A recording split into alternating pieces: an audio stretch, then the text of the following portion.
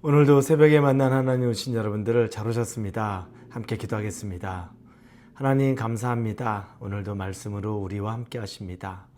우리에게 주시는 말씀은 우리의 생명수와 같이 되고 또 우리에게 일용할 양식이 되는 것을 믿습니다.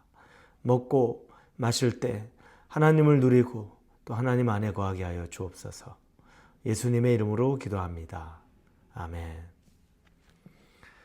우리에게 주신 하나님의 말씀은 출애굽기 16장입니다. 1절에서 8절까지의 말씀을 같이 나누겠습니다. 출애굽기 16장 1절에서 8절입니다. 이스라엘 자손의 온 회중이 엘림에서 떠나 엘림과 시내산 사이에 있는 신광야에 이르니 애굽에서 나온 후 둘째 달 15일이라. 이스라엘 자손 온 회중이 그 광야에서 모세와 아론을 원망하여 이스라엘 자손이 그들에게 이르되 우리가 애굽 땅에서 고기 가마 곁에 앉아있던 때와 떡을 배불리 먹던 때 여호와의 손에 죽었더라면 좋았을 것을 너희가 이 광야로 우리를 인도해내어 이 온 회중이 줄여 죽게 하는도다. 그때 여호와께서 모세에게 이르시되 보라, 내가 너희를 위하여 하늘에서 양식을 비같이 내리리니 백성이 나가서 일용할 것을 날마다 거둘 것이라. 이같이 하여 그들이 내 율법을 준행하나 아니하나 내가 시험하리라. 여섯째 날에는 그들이 그 거둔 것을 준비할지니 날마다 거두던 것에 갑절이 되리라.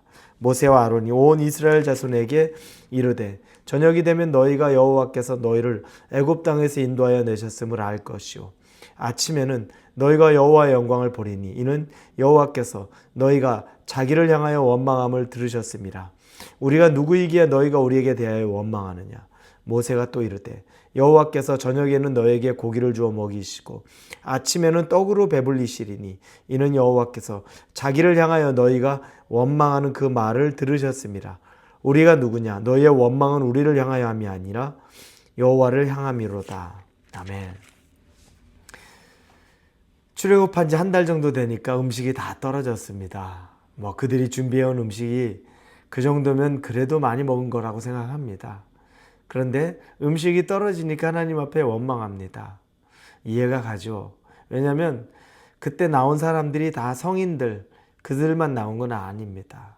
자기의 부모도 나왔고 자녀들도 나왔습니다. 어린 자녀들이 배고프다고 그러면, 부모가 기진맥진해 있다면 우리의 마음은 어떨까요? 정말 힘들지 않겠습니까? 그래서 그들이 원망이 가득합니다.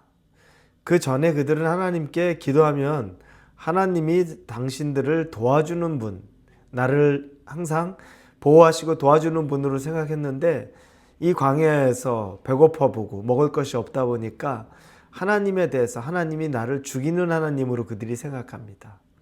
여러분, 우리도 종종 이런 경험 있지 않습니까? 어려움 겪다 보면 진짜 내가 생각하는 고통보다 고통의 깊이가 깊다 보면 하나님이 날 도우시고 날 사랑하는 분이기보다 날 죽이려나 보다, 날 진짜 어렵게 하나 보다 라는 생각이 종종 들 때가 있습니다. 이스라엘 백성이 지금 그런 때입니다. 그런데 그때 하나님께서 약속을 주십니다. 그 약속은 만나와 메추라기를 주시겠다라고 하시는, 그 음식을 주시겠다는 약속을 주시는데 그 가운데 몇 가지를 말씀하신 것이 있습니다.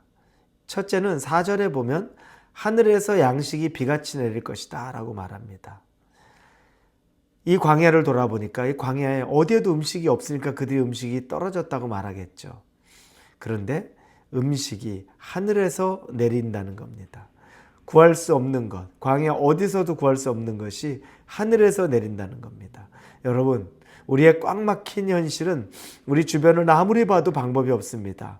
그러나 그것은 하늘에서 내리는 음식으로 방법이 생기는 겁니다.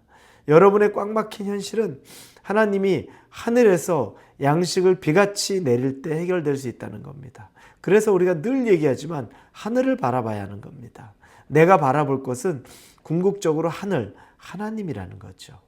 자, 이렇게 해서 비같이 충분히 내린다는 것, 이걸 하나님이 약속해 주셨고, 또 하나는 4절의 또 뒷부분에 일용할 양식을 날마다 거둘 것이라 라고 말합니다.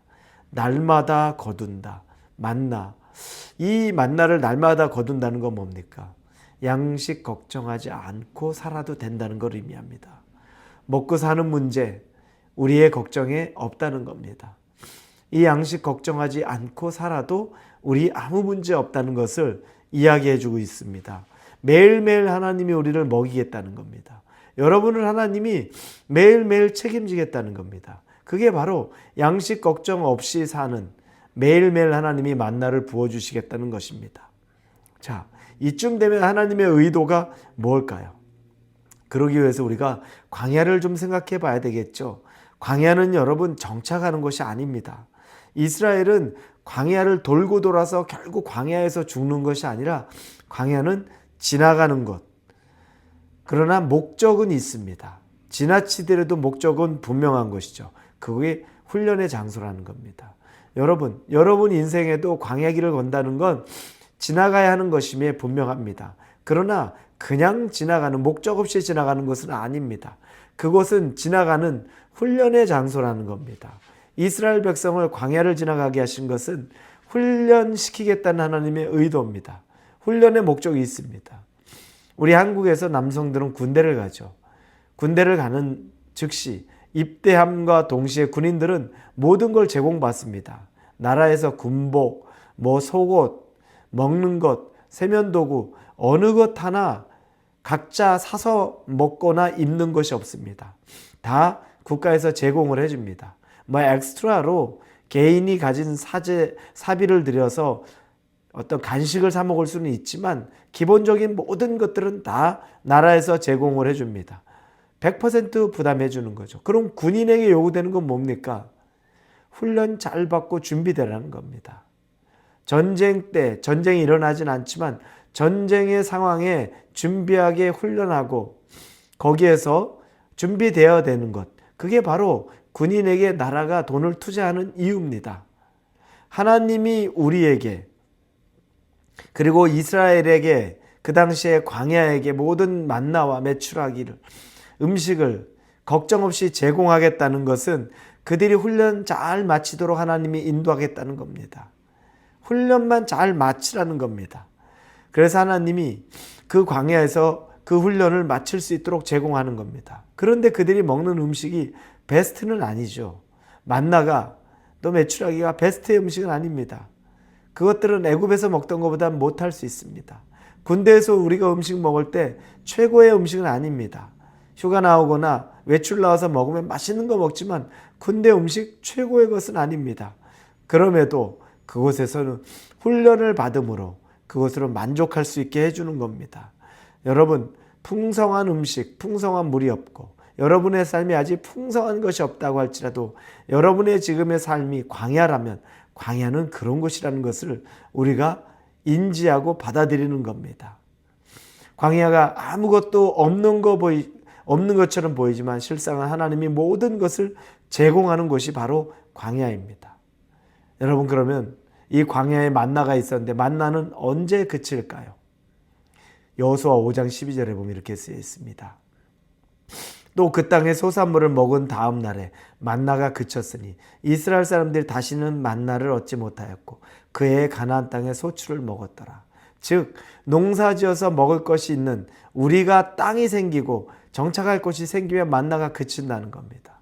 그때 우리의 수고로 우리가 이제 먹을 것, 내가 원하는 먹을 것 먹고 살 수 있다는 겁니다. 이건 여러분, 우리가 정착하면 그때부터는 우리가 수고하고 우리가 원하는 건 먹을 수 있지만 광야에서는 먹는 것도 연습이라는 것, 만족하는 연습을 하는 것이라는 것을 깨달으시고 여러분의 광야길에서 지혜롭게 하나님을 의지하고 살 수 있기를 예수님의 이름으로 축원합니다. 기도하겠습니다. 하나님, 광야는 훈련의 장소이지만 그 훈련에 하나님은 모든 것을 우리에게 제공해 줍니다. 우리 눈에는 입맛에 맞지 않을 수도 있고 만족스럽지 않을지 몰라도 충분히 살 수 있는 것을 주시니 훈련의 장소에서 그 음식으로 만족하고 살아가게 하여 주옵소서. 예수님의 이름으로 기도합니다. 아멘.